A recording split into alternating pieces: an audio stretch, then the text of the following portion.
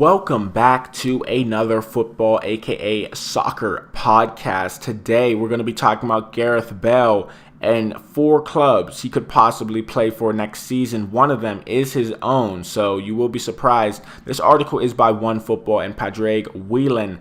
I will be reading the article and I will be stating my opinion on what I think he should be doing, as well as who is the best suitor for Gareth Bale. Let's jump straight into it. Once the most expensive player ever when he joined Real Madrid in 2013, Gareth Bale's star has fallen. That said, it was only 12 months ago when he won a Champions League final almost single-handedly. With a summer move looking likely, where could he end up? Number 1, Manchester United. Throughout much of the Welshman's time in Madrid, Manchester United have been linked in one way or another. They are the only English club with the financial muscle to pull off such a move, aside from Chelsea, who are banned from making signings. But he would cost too much, his position isn't a priority, and injury issues would present a risk. Perfect for Ed Woodward then. Number 2, Bayern Munich. When you look at it on paper, Bale doesn't seem like the kind of signing Bayern would make. That said, if any club need to strengthen out wide, it's the German champions, who are set to lose both Frank Ribery and Arjen Robben this summer. And I quote, "It is a deal that would appeal to all sides. Who wouldn't want to play for Bayern Munich?" a source close to the player was quoted as saying by Sport 1 in March. If they could negotiate a deal where Los Blancos take on a majority of a salary, it could spark a move. Number 3, a Chinese Super League outfit. Even after an extremely disappointing campaign, Bale is too good to sacrifice playing at the top level for money. But there is no denying that clubs in China are best placed to offer him the same kind of financial package he receives currently.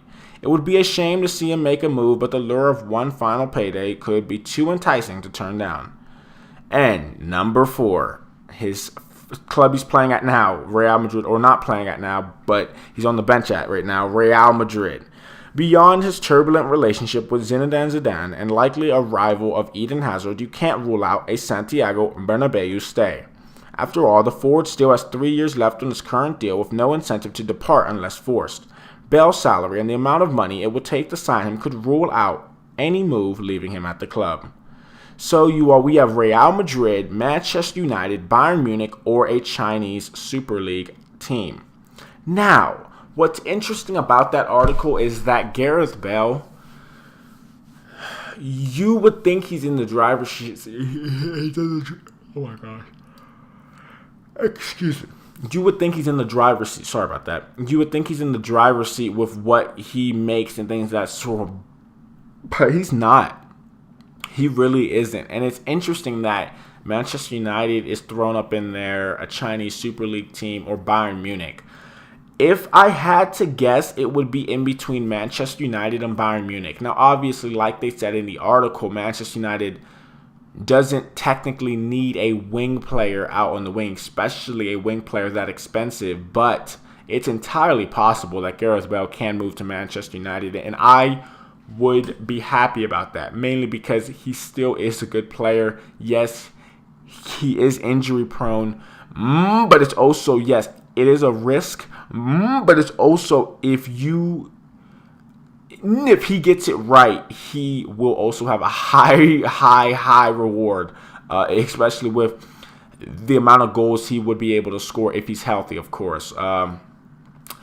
And also Bayern Munich. Bayern Munich is a good side in the sense that they're losing both of their all-time wingers in Frank Ribery and Arjen Robben. It would be interesting to see if Gareth Bale made a move to Bayern Munich, and that is also a realistic move as well. If Bayern Munich can get Real Madrid to pay the majority of Bale's current salary, then they would definitely take that into consideration.